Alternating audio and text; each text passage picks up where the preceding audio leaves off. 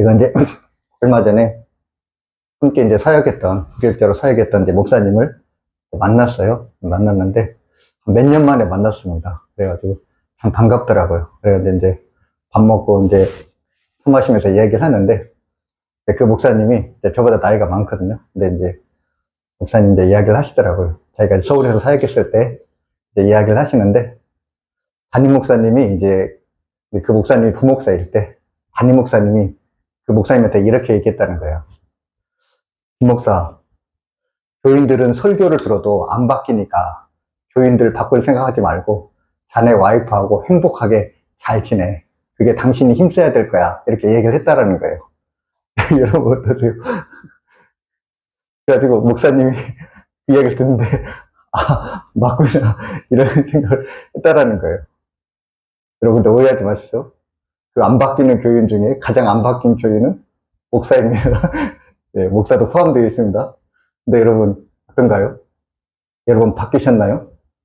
여러분 우리 교회 다니는 우리 성도들 바뀌었나요? 만약에 바뀌었다고 한다면 그 담임 목사님 이야기가 틀린 거겠죠. 그 교회 이야기겠죠. 근데 여러분 어떻습니까? 네, 우리가 참 바뀌기가 쉽지 않죠. 그죠? 여러분 3살 버릇 8까지 간다는 말이 있습니다. 3살 버릇 8까지 간다. 근데 8이라는 것이 옛날에는 그냥 평생이잖아요. 죽을 나이잖아요. 그죠? 옛날에는 그렇게 오래 못 살았으니까. 근데 여러분 사람이 우리 성도들이 정말 바뀌지 않는 걸까요? 근데 만약에 우리가 바뀌지 않는다 한다면 그러면 우리가 믿는 복음이 문제가 있든지 아니면 복음을 믿는 우리들에게 문제가 있든지 둘 중에 하나는 문제가 있겠죠. 그죠? 근데 여러분 복음은 어떻습니까? 복음이 문제일까요? 아니죠. 복음은 문제가 아니겠죠. 그렇다면 믿는 우리들이 만약 바뀌지 않았다고 한다면 믿는 우리들이 뭔가 신앙의 태도가 문제가 있겠죠. 여러분 왜 우리가 바뀌지 않는 것입니까? 그것은 바로 여러분 주님은 우리 안에 계십니다. 여러분 믿으십니까? 근데 여러분 주님은 우리 안에 계시지만 그러나 그 주님과 우리가 동행하지 않기 때문에 그렇습니다. 주님을 바라보지 못하고 주님 안에 거하지 못했기 때문에 우리의 삶에 변화가 없다라는 것입니다. 만약에 우리가 정말 주님을 바라보고 또 주님께 우리가 매 순간 주님 어떻게 할까요? 이렇게 묻고 주님께서 주신 그 감동대로 우리가 생활을 한다고 한다면 여러분 우리가 어떻습니까? 우리가 변화가 없을까요? 아니요. 변화가 있습니다. 근데 여러분 우리가 내 안에 계신 주님을 주님이라고 부르지만 그러나 실질적으로 주님을 나의 주인으로 인정하지 않고 내 삶의 주인을 내 자신으로 삼고 모든 순간순간 모든 결정을 내가 해버리기 때문에 내 감정대로 살기 때문에 내 욕망대로 살기 때문에 우리의 삶에 변화가 없는 것입니다.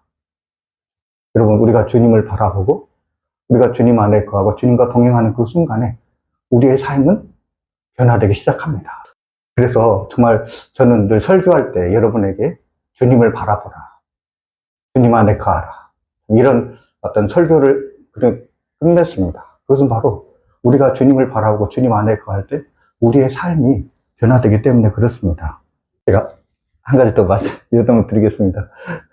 근데 주중에 이제 안양에서 같이 사역했던 목사님이 그때 전사님이었죠. 그분이 되게 저하고 친하게 지냈거든요. 근데 사역을 잘 했는데 그 전사님이 저한테 전화를 했더라고요. 오랜만에 전화를 했습니다. 그래가지고 제가 이제 전주에 왔다 했더니 교회 이름이 뭐냐고 물어보더라고요. 그래서 내가 참사랑교회라고 이렇게 했더니 그 전사님이 나한테 그러더라고요. 목사님이 목사님하고 딱 맞는 이름이네요. 딱 그렇게 근데 제가 순간에 되게 황송하더라고요. 제가 사랑이 많은 사람이 아닌데 제가 원래 그런 사람이 아닌데 근데 여러분 우리가 다른 사람을 사랑할 수 있는 것도 내 안에 힘이 있어서 다른 사람을 사랑할 수 있습니까? 아니잖아요. 제가 이 사랑에 대해 생각해 봤습니다. 매 순간순간 우리가 주님을 바라보고 주님 안에 거할 때 우리가 사랑할 수 있는 거잖아요. 예, 마찬가지입니다. 그죠? 우리가 변할 수 있는 것도, 우리가 다른 사람을 사랑할 수 있는 것도, 우리가 주님을 바라보고 주님 안에 거할 때, 우리에게 그러한 어떤 삶의 태도가 나타난다라는 것입니다. 오늘 이제 이 삼손의 이야기가 나옵니다. 삼손이 이제 이 블레셋 사람들에게 이제 막강한 힘을 발휘하게 되는 거죠. 그래서 이제 블레셋 사람들이 삼손의 비밀을 알고 싶어 했습니다. 그래서 이제 이 삼손이 드릴라라는, 아마 이 드릴라가 블레셋 여자였던 것 같습니다. 이 드릴라를 이제 포섭을 하게 된 거죠. 그러면서 이 드릴라에게 이제 삼손의 힘이 무엇인지를 알게 합니다. 이제 그게 16장 5절 말씀이죠. 블레셋 사람의 방백들이 그 여인에게로 올라가서 그에게 이르되 삼손을 꿰어서 무엇으로 말미암아 그 큰 힘이 생기는지 그리고 우리가 어떻게 하면 능히 그를 결박하여 굴복하게 할 수 있는지 알아보라. 그리하면 우리가 각각 은 1,100개씩을 내게 주리라 하니. 아, 여러분, 블레셋 사람들이 아주 집요합니다. 그 전에는 이 블레셋 사람들이, 이 삼손이 여자에게 약하다는 걸 알았잖아요. 그래서 그 전에는 어떻게 했습니까? 삼손이 이 블레셋 여자를 협박을 했습니다. 그래서 이 수수께끼의 문제를 알아낸 거죠. 근데 이번에는 협박이 아니라 회의를 통했습니다. 그래서 삼손의 힘이 무엇인지 알려주면 은 1,100개를 주겠다. 이렇게 이야기를 합니다. 여러분, 은 1,100개. 얼마의 가치일까요? 제가 한번 물어보겠습니다. 요셉이 얼마에 보디발에 그 집에 팔렸습니까? 네? 네, 맞추시는 분은? 네, 네, 의식이 팔렸잖아요. 그죠? 은 20개 팔렸잖아요. 그렇다면 예수님은 얼마에 팔린 거죠? 그죠? 은 30에 팔렸잖아요. 그죠? 요셉은 나이 어린 소년이었습니다. 그죠? 그러니까 은 20에 팔렸고, 예수님은 성인이니까 은 30에 팔린 거죠. 그러니까 당시에 이제 구약에서 나오는 옛날에 그 성인 노예의 값이 은 20에서 은 30이라는 거죠. 그러니까 은 1,100개를 준다라는 거는 여러분 노예 50명을 주는 것과 마찬가지입니다. 그러니까 아주 굉장한 돈이라는 걸 우리가 알 수가 있습니다. 이처럼 이 드릴라는 이 물질적인 그 회유에 이제 넘어가게 됩니다. 그러면서 이제 삼손을 이제 계속해서 이제 이야기를 하는 거죠. 비밀이 뭐냐고. 근데 이제 삼손이 계속 이제 드릴라가 그것을 이제 요구하니까 삼손이 이제 성경에 이제 미칠 지경이다 이렇게 표현이 되어 있습니다. 정말로 이제 미칠 지경이죠. 계속 이제 사랑하는 여인이 이렇게 얘기를 하니까 더 이상 어떤 변명을 되는 것도 한두 번이고, 그러면서 이제 삼손이 이제 지금 비밀을 말할까 말하지 말까라는 어떤 이제 그런 이제 지경이 있는 거죠. 근데 여러분, 삼손은 자신이 말하면 자신이 죽을 것이라는 어떤 그런 예감 같은 거를 한 거죠. 그죠? 자신이 이제 그 자신의 힘의 비결이 이제 얘기해주면 그것으로 인해서 자신이 돌이킬 수 없는 그 불행 가운데 빠질 거라는 걸 아마 이 삼손은 이게 이런 그런 직감을 했던 모양입니다. 그래서 이제 알려주면 안 된다라는 거를 그 삼손은 이제 알고 있었죠. 근데 어떻게 합니까? 계속해서 이제 욕을 하는데, 참 여자를 이기는 남자는 없는 것 같습니다. 그래서 드디어 삼손이 이제 이야기를 해줍니다. 근데 여러분, 삼손이 뭐라고 얘기했냐면 사사기 16장 17절에 이렇게 말합니다. 삼손이 진심을 드러내어 그에게 이르되 내 머리 위에는 삭도를 대지 아니하였나니 이는 내가 모태에서부터 하나님의 나시린이 되었습니다. 만일 내 머리가 밀리면 내 힘이 내게서 떠나고 나는 약해져서 다른 사람과 같으리라 하니라. 이렇게 말합니다. 여러분, 삼손이 이제 드디어 자신의 힘의 비결에 대해서 말을 해줍니다. 근데 삼손이 뭐라고 합니까? 내 머리 위에는 삭도를 대지 않았나니 내 머리가 밀면 내 힘이 떠나서 나는 약해져서 다른 사람과 같으리라. 내 힘의 비밀은 어디 있다라는 것입니까? 머리카락에 있다라는 거죠. 근데 여러분, 이것이 바른 대답일까요? 바른 대답이 아닐까요? 네, 바른 대답이 아닙니다. 여러분, 사람들이 삼손의 힘의 비결을 머리카락으로 이야기를 합니다. 그러나 실질적으로 머리카락은 하나의 상징물에 불과하다는 거죠. 지금 삼손에게 힘을 주는 것은 바로 머리카락이 아니라 바로 여호와의 영이라는 것입니다. 여호와의 영이 그에게 힘을 준다라는 거죠. 그래서 사사기 16장 1절에 이렇게 말합니다. 내가 전과 같이 나가서 힘을 떨치리라 하였으나 여호와께서 이미 자기를 떠나신 줄을 깨닫지 못하였더라. 그렇죠. 여호와의 영이 떠났기 때문에 힘을 못 쓴 거지 머리가 밀렸기 때문에 힘을 못 쓴 것이 아니다라는 것입니다. 그런데 삼손은 어떻습니까? 네, 자신의 힘의 비결이 머리에 있었다라고 이렇게 착각을 한 것입니다. 그러나 하나님은 여러분 머리털이 있느냐 없느냐 그게 중요한 게 아닙니다. 머리털이 없어도 하나님은 역사하실 수 있습니다. 그런데 여러분 이것은 마치 이와 같습니다. 아담과 하와의 범죄. 그들이 여러분 선악과를 따먹었잖아요. 선악과라는 귀한 열매를 따먹은 것이 그들의 죄가 아닙니다. 그렇죠? 그 귀한 열매를 한 해 없앤 것이 그들의 죄가 아니라 선악과라는 이거를 따먹으로 인해서 하나님께 그들이 불순종했다라는 것입니다. 불순종이 그들의 죄이지 선악과를 따먹은 게 그들의 죄가 아니다라는 것입니다. 삼손도 마찬가지죠. 삼손에게 힘을 준 것은 바로 여호와 하나님이시지 그가 머리털이 있느냐 없느냐 그것이 중요한 게 아니다라는 것입니다. 삼손의 경우 그는 특별히 하나님께로부터 선택받은 사람입니다. 이 머리털이라는 것은 하나님과 그와 사이를 연결해준 하나의 끈이라고 할 수가 있습니다.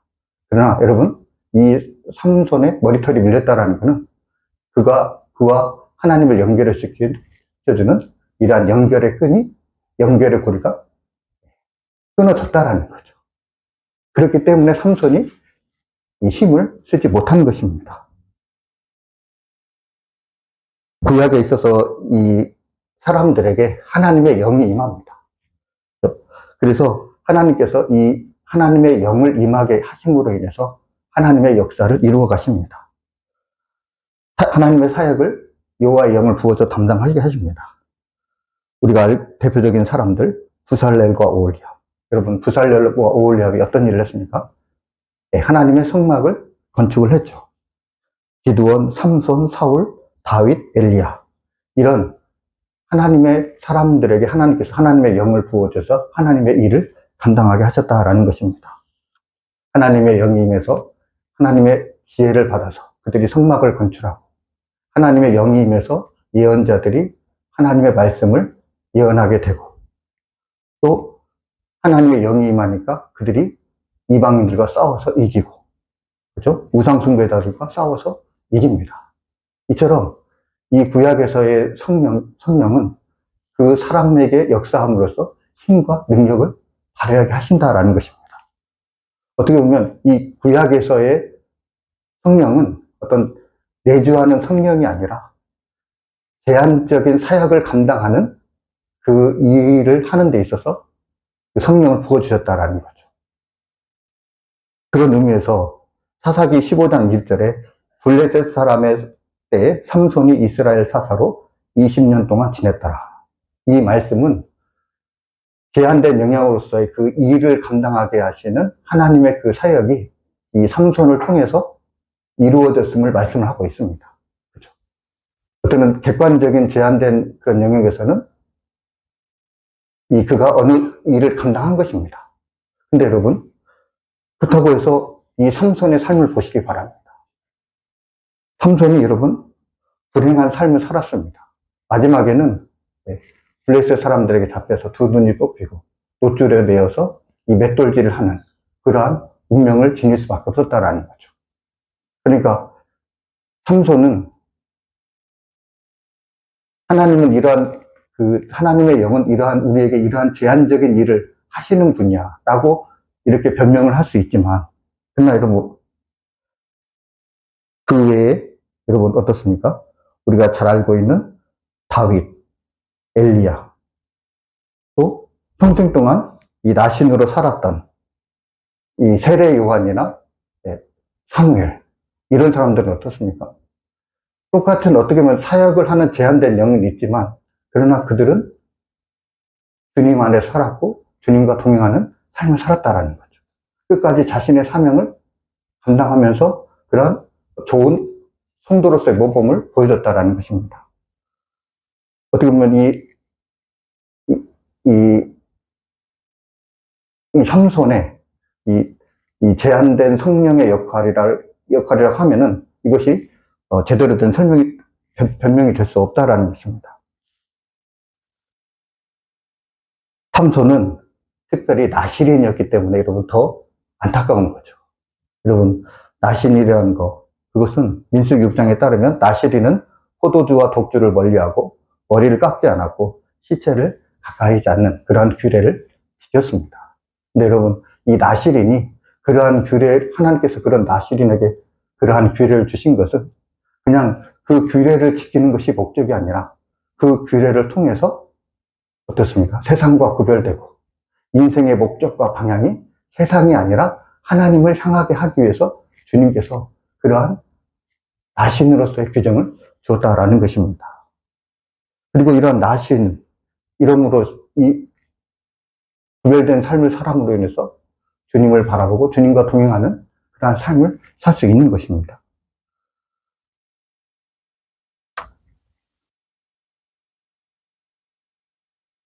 그런데 여러분, 삼손은 똑같은 나신이었지만, 그러나 그는 이 사무엘이나 세례 요한과 같이 정말 이 나실인의 규례를 지키지 못했고, 결국 그는 주님과 연합되는 삶을 살지 못했습니다. 그래서 그는 결국 불행한 삶을 살 수밖에 없었다라는 거죠. 하나님의 영은 그를 떠나고 말았다라는 것입니다. 100주년 기념교회를 섬겼던 이재철 목사님의 글을 읽어보니까 이 그리스도의 연합과의 그 관계를 설명해주는 그러한 글이 있었습니다. 제가 참 보면서 참 인상적이었는데요. 제가 여러분에게 잠깐 이 글을 소개해드리고자 합니다. 이 그리스도와의 연합을 설명하면서 이 그리스도 연합은 첫째로 이 결합이라고 합니다. 이 결합이라고 하는데 이 결합은 두 물체 혹은 두 존재가 각기 고유하는 형체로서 서로 분리된 것이 아니라 서로 하나된 것, 온전히 용해되어 있는 것. 이것이 바로 이 결합이라는 것입니다. 예를 들어서 여기 물 한 잔이 있습니다. 여기 물 한 잔이 있는데 여기에다가 구슬을 하나 넣었다고 합시다. 구슬을 넣었습니다. 근데 여러분 어떻습니까? 이 구슬은 다시 꺼낼 수가 있겠죠. 그죠? 근데 여러분 만약에 여기에다가 소금을 넣었다고 합시다. 어떻죠? 소금을 다시 꺼낼 수 있습니까? 네, 소금을 꺼낼 수 없습니다. 왜 그렇습니까? 소금은 완전히 녹아버린 거죠. 근데 어떻습니까? 이 물은 어떻습니까? 소금이 녹은 이 물은 네, 짜죠. 소금의 성분이 이 물에 완전히溶해되어 있는 것입니다.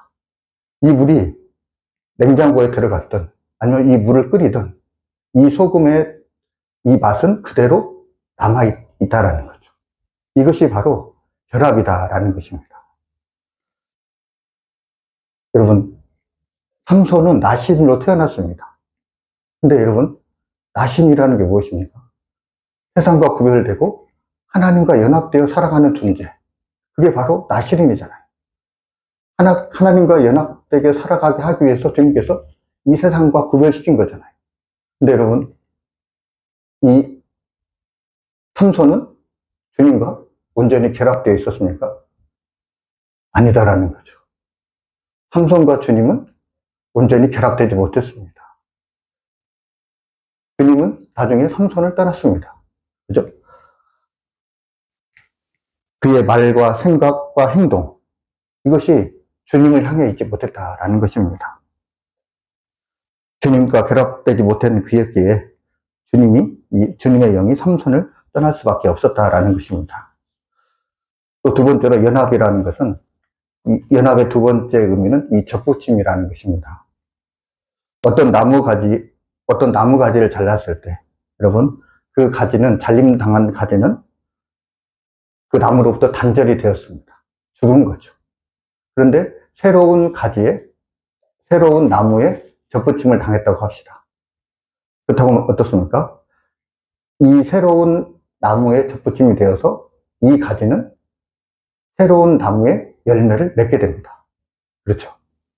옛날에 그 나무의 그 열매가 아니라 새로 접붙인 나무에 열매를 맺는다라는 것입니다. 이것이 바로 접붙임이다라는 것입니다.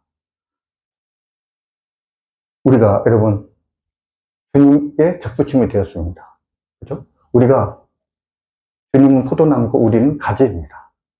우리는 주님으로부터 말씀을 듣고 우리는 주님으로부터 그 힘과 능력을 얻는다라는 거죠. 여러분, 삼손은 나실인입니다. 나실이라는 것은 이 세상과 단절이 되고 주님께 접붙임을 당한 그러한 사람이 바로 이 나신이라는 것입니다. 근데 어떻습니까? 삼손은 자신이 죽지 못하고 또 주님이 바라시는 합당한 열매를 맺지 못했다라는 것입니다. 이것이 바로 이 삼손이 주님과 온전히 결합되지 못한 그러한 안타까움이다 라고 할 수가 있겠습니다. 여러분, 저와 여러분은 어떻습니까? 여러분, 주님과 온전히 연합되어 사십니까? 여러분, 주님과 온전히 결합되어 사십니까? 우리의 말과 행동과 우리의 생각 가운데 주님이 온전히 녹아 있습니까? 우리를 통해서 주님이 그 모습을 드러내고 있습니까? 여러분, 우리가 주님께 접붙임을 받았습니다. 주님께서 바라시는 그런 열매들을 우리가 맺고 있습니까? 저와 여러분 늘 주님 안에 거할 수 있기를 바랍니다. 주님을 바라보고 주님과 동행하고 주님 안에 거함으로써 주님과의 그 든든한 연합 가운데 살아가는 저와 여러분 되시길 주님의 이름으로 축복합니다. 기도하겠습니다. 사랑의 주님, 우리 안에 계시는 주님을 매 순간순간 바라봄으로 주님과의 관계가 이어지게 하시고 그 이어진 관계들이 더욱 견고해질 수 있게 하여 주옵소서. 그리하여 이 세상에 어떠한 유혹과 시험, 고난이 온다 할지라도 넉넉히 이길 수 있게 하여 주옵소서. 만약 주님과의 관계가 끊어졌다고 한다면 어디서 떨어졌는지를 알게 하시고 회개하며 돌이켜 주님과의 관계를 회복할 수 있게 하옵소서. 주님과의 온전한 관계 가운데 세상과의 영적인 싸움에서 승리할 수 있도록 인도하여 주옵소서. 이 모든 말씀 예수님의 이름으로 감사하며 기도하옵나이다. 아멘.